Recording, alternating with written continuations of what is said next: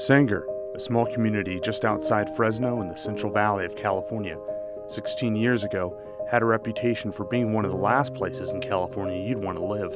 We looked at past two gangs that were rivaling across the park. We looked at pastors that were disconnected and wouldn't work together. We looked at a community that had a billboard that just proclaimed that the community had strife and difficulty.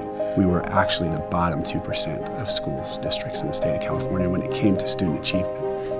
When we told people, hey, we're moving to Sanger, we got the little, really? You guys are moving to Sanger? In 2008, during a community outreach where families gathered to enjoy a summer afternoon with games, music, and friends, Sanger's issues culminated when a young man was shot in the head and killed.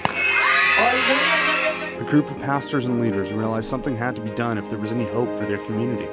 They began meeting with politicians, police and fire departments, educators, and community organizers, and the Sanger Community Task Force was born. The problem is that churches and communities are siloed. You have this group doing good things, this group doing good things, this group doing good things, but nobody knows what the other person is doing. In response to challenges that would, I think, really startle any community, groups have come together on a regular basis and they've built relationships amongst each other and to work with each other to understand what in fact is happening in the community. Having a task force, one place to go where you can connect, communicate, and collaborate to make a bigger impact and help more people, that's why a task force is necessary. We know that we can't do it all alone as a police department, and we really do have to work with community and any organization that's willing to work with us.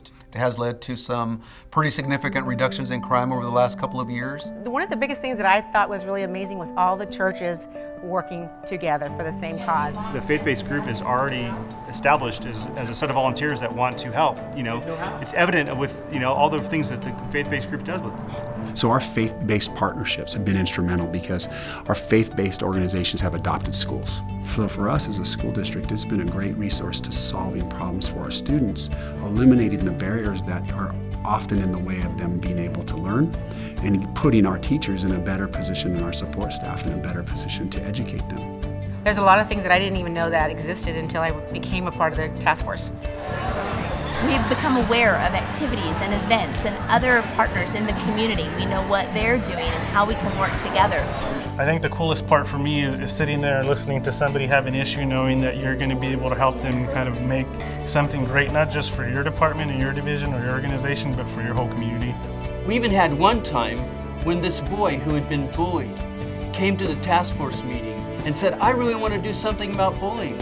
We stopped the meeting and let him share his story. And out of that story, Stand Up and Be Heard was started. We went up there to talk to Community Task Force, and then that's where everybody started knowing about it.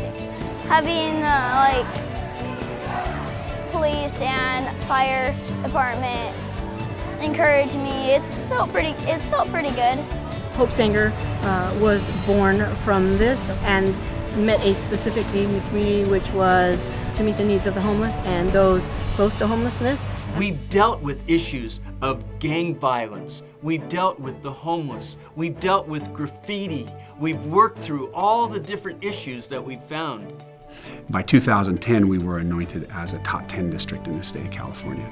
So we moved in a concerted effort over the last 6 years. The reality is Superman's probably not coming to save all of us. We have to figure out ways to do that.